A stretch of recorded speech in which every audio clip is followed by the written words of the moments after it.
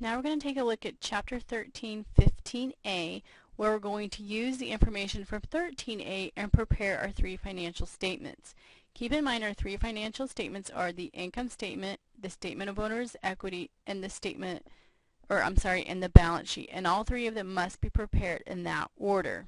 And you'll see as we go through this the reasons they need to be prepared in that order. So I have my trial balance for 13A with my account names and my balances that I'm going to use to complete the income statement. So the first account is my service revenue. I find my service revenue and it has $15,500. So I will place that there. Then I'm going to total all of my expenses. This is called a single step income statement where I take revenues minus all of my expenses. So my rent expense was $850 coming from my trial balance. Wages expense is $800. Telephone expense is $230, and my gas and oil expense is $155.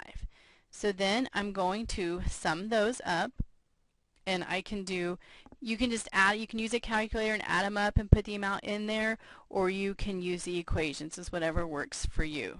So I'm just going to put sum.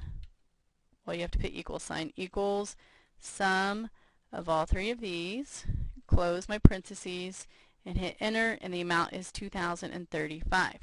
Now my net income is all of my revenues minus my total expenses.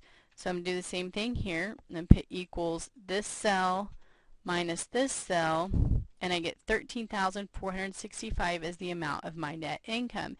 And that number is going to be important because it's going to have to come down to my statement of owner's equity. So now I'm doing my statement of owner's equity, and I have my owner's name, comma, capital at the beginning. Okay, so the beginning is going to be April 30th is what I'm choosing, and you'll notice that it put a red asterisk in here. Don't get too caught up in the red asterisks. Sometimes these come from the publishers and they don't actually work. You know, and I can keep going through here and putting different things and it changes. Okay, so May 1st is the one we want here because this is for the month ending May 31st. So we want our beginning capital is what we had on May 1st. We go here and we look at my capital. $25,000 is the amount that I had in the beginning. Okay, then what I'm going to do, oh, actually that wasn't. The capital that I invested, it's going to have you started at 0, okay, because we invested it later on. All right, so then what I'm going to do is I'm either, did I have any investments during, did I take any money out? So what they're having us do here is we're going to add our investments, which was from transaction A where we originally invested the $25,000, and that's where I'm going to put my $25,000. So my total investment, 0 plus $25,000 is $25,000, okay? Then I'm going to look down here and I'm going to, did I have an income or a loss? Well, I had a net income, so I'm going to add my net income for May. My net income for May was $13,465. Okay. Then I'm going to less my withdrawals for May. My withdrawals for May were $2,900. Okay. So now we want to know, do I have an increase or a decrease in capital? Well, I still have an increase because I had an income higher than what I withdrew. So I'm going to have an increase in capital, which is going to be equal to my net income minus the amount that the owner took out.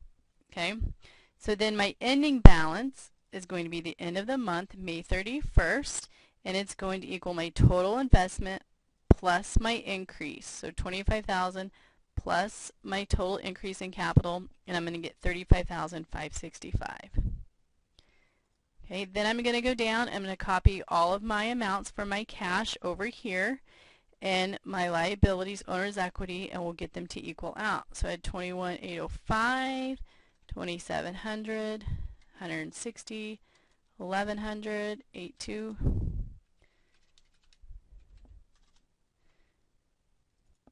Okay, so after I put all those numbers in and copying them from here with the exception of my capital has to be my ending capital here that I bring down. Otherwise, I won't balance. So I add up total assets equals liabilities plus owner's equity, and they must equal. That is the accounting equation.